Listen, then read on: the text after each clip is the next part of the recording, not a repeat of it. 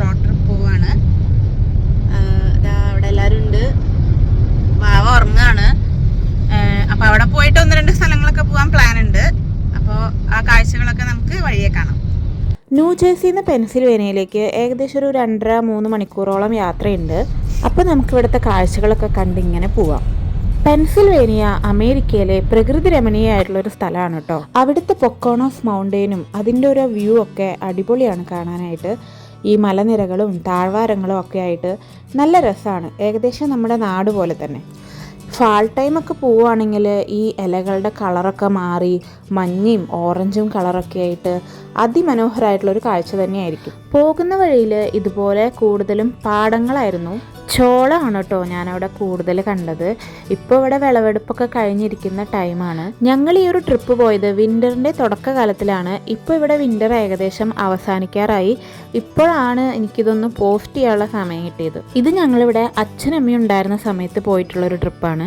മാത്രമല്ല ഇത് വാവയുടെ ആദ്യത്തെ ലോങ് ട്രിപ്പാണ് കേട്ടോ. വിൻ്റർ ടൈം ആയ കാരണം തന്നെ നമ്മുടെ ഹരിതാപവും പച്ചപ്പൊന്നും ഇപ്പം അത്ര കാണാൻ പറ്റില്ല. ഇലകളൊക്കെ കൊഴിഞ്ഞ് മരങ്ങളൊക്കെ ഇങ്ങനെ ഉണങ്ങി നിൽക്കുവാണ്. പക്ഷേ വിൻ്റർ ടൈമിലും ഇവിടെ ഒരുപാട് കാഴ്ചകൾ കാണാനുണ്ട്. സ്നോ ട്യൂബിങ്ങും സ്നോ സ്ലൈഡിങ്ങും ഒക്കെ പോലുള്ള വിൻ്റർ ആക്ടിവിറ്റീസും ഇവിടെ ഒരുപാട് ഉണ്ടാവാറുണ്ട് കേട്ടോ. ഞങ്ങളിപ്പോൾ പോയിക്കൊണ്ടിരിക്കുന്ന ഇവിടുത്തെ വിൻ്റർ കാഴ്ചകൾ കാണാനും വേണ്ടിയിട്ടാണ്. ഞങ്ങളിപ്പോൾ ഒരു 2 ഡേ ട്രിപ്പ് പോലെയാണ് പോകുന്നത്. ഞങ്ങൾ മാത്രമല്ല ഞങ്ങളുടെ ഇവിടുത്തെ ബയോണിലുള്ള മലയാളി ഫ്രണ്ട്സും ഉണ്ട്.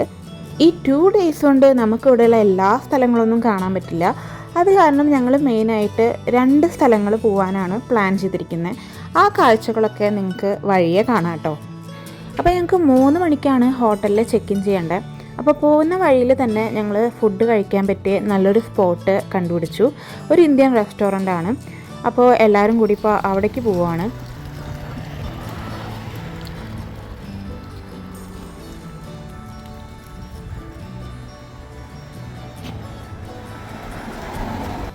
നല്ലൊരു ആംബിയൻസ് ആയിരുന്നു ആ ഒരു റെസ്റ്റോറൻറ്റ്. നമ്മുടെ ഇന്ത്യൻ കൾച്ചറൊക്കെ കാണിക്കുന്ന പോലത്തെ പെയിൻറ്റിങ്ങുകളും ഒക്കെ ഉണ്ടായിരുന്നു അവിടെ. അങ്ങനെ ഞങ്ങളെല്ലാവരൊക്കെ ഇരുന്നൊന്ന് സെറ്റിലായി. അപ്പോൾ ഞങ്ങൾ പ്രതീക്ഷിച്ചതിനേക്കാൾ കൂടുതൽ തണവുള്ളൊരു ദിവസമായിരുന്നു കേട്ടോ അന്ന്. അപ്പോൾ നമ്മൾ ഇവിടെ വന്ന് നല്ല ചൂടോട് കൂടിയുള്ള നല്ല ടേസ്റ്റുള്ള നമ്മുടെ ഇന്ത്യൻ ഫുഡൊക്കെ കഴിച്ചപ്പോൾ തന്നെ ഞങ്ങൾ ഹാപ്പിയായി.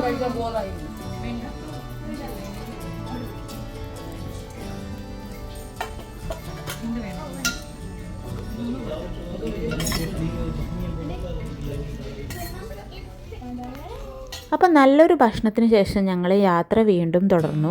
ഇവിടെ നിന്ന് നമ്മൾ താമസിക്കുന്ന ഹോട്ടലിലേക്ക് കുറച്ച് ദൂരം ഉണ്ടായിരുന്നു.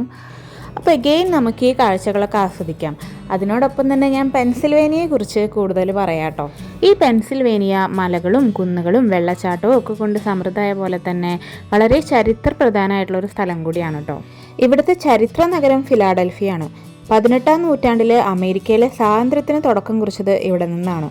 അപ്പോൾ അതിനെ ബേസ് ചെയ്തുള്ള കുറേ ഹിസ്റ്റോറിക്കൽ ബിൽഡിങ്സും അവിടെ നമുക്ക് കാണാൻ സാധിക്കും കേട്ടോ. പിന്നെ ഇന്നും പരമ്പരാഗത ജീവിതം നയിക്കുന്ന അമിഷ്കാരുടെ സ്വർഗം അമിഷ് വില്ലേജ്, അതും കാണേണ്ട ഒരു കാഴ്ച തന്നെയാണ്. അമിഷ് വില്ലേജിനെ കുറിച്ച് എനിക്ക് ഇനിയും ഏറെ പറയാനുണ്ട്, അതുപോലെ നിങ്ങളെ കാണിക്കാനുണ്ട്. അതൊക്കെ നമുക്കിനി വരുന്ന വീഡിയോകളിൽ കാണാം കേട്ടോ. അപ്പോൾ പറഞ്ഞ് നമ്മൾ താമസിക്കുന്ന ഹോട്ടലിൽ എത്തിയിട്ടോ. ഇനി ഞങ്ങൾ ചെക്ക് ഇൻ ചെയ്യാൻ പോവാണ്. ഇവിടെ ഒന്ന് ചെക്ക് ഇൻ ചെയ്ത് ഫ്രഷ് ആയിട്ട് വേണം നമുക്ക് നമ്മുടെ ഫസ്റ്റ് ഡെസ്റ്റിനേഷനിലേക്ക് പോകാൻ. ഈ കാണുന്ന ഹോട്ടലിലാണ് ഞങ്ങളിപ്പോൾ താമസിക്കാൻ പോകുന്നത്. അപ്പോൾ ഞങ്ങൾ കാറൊക്കെ പാർക്ക് ചെയ്ത് ഉള്ളിലേക്ക് പോവാണ്. അപ്പോൾ എല്ലാവരും അത്യാവശ്യം ഒരു ലോങ് ഡ്രൈവൊക്കെ കഴിഞ്ഞ കാരണം ടയേർഡായിട്ടിരിക്കുകയാണ്. ഇനി ഒന്ന് ഫ്രഷ് ആവണം. പിന്നെ പെൻസിൽവേനിയയിലെ കുറച്ച് രാത്രി കാഴ്ചകൾ കാണാൻ പോകണം. അപ്പോൾ ഞാൻ ഈ ഹോട്ടൽ റൂമൊക്കെ നിങ്ങളെ ഒന്ന് കാണിച്ചു തരാം കേട്ടോ. അപ്പോൾ ഇതാണ് കേട്ടോ ഞങ്ങൾ താമസിക്കുന്ന റൂം. തൊട്ടപ്പുറത്ത് തന്നെയാണ് ഹനയുടെയൊക്കെ റൂം. പിന്നെ സുകന്യ അവർ താഴെയാണ്. അപ്പോൾ എല്ലാവരും വന്ന് സെറ്റിലായിക്കൊണ്ടിരിക്കുകയാണ്. അപ്പോൾ ഞങ്ങളുടെ റൂമിൽ തന്നെയാണ് അച്ഛനും അമ്മയും. അപ്പോൾ ഒരു 2 ഡബിൾ ബെഡാണ് ഉണ്ടായിരുന്നത്. അപ്പോൾ ഇവിടെ നിന്ന് തന്നെ നമുക്ക് ആ ഒരു കാർ പാർക്കിംഗ് ഏരിയ ഒക്കെ കാണാൻ പറ്റും. അപ്പോൾ ഇതൊക്കെയാണ് അത്യാവശ്യം സൗകര്യമൊക്കെ ഉള്ള ഒരു റൂമായിരുന്നു. അങ്ങനെ എല്ലാവരൊക്കെ ഒന്ന് ഫ്രഷായി. പിന്നെ താഴെ തന്നെ ഒരു കോഫി മേക്കർ ഉണ്ടായിരുന്നു. ഇവിടെ തന്നെയാണ് നമുക്ക് മോർണിംഗ് ബ്രേക്ക്ഫാസ്റ്റ് ഉണ്ടായിരിക്കുക. അപ്പോൾ ഒരു കോഫിയൊക്കെ കുടിച്ച് ഞങ്ങൾ ഇറങ്ങാൻ പോവാണ് ഞങ്ങളുടെ ഫസ്റ്റ് ഡെസ്റ്റിനേഷനിലേക്ക്. അതെന്താണെന്ന് നമുക്ക് അടുത്ത വീഡിയോയിൽ കാണാം കേട്ടോ. അപ്പോൾ stay tune for my next video. Thanks for watching. Bye bye.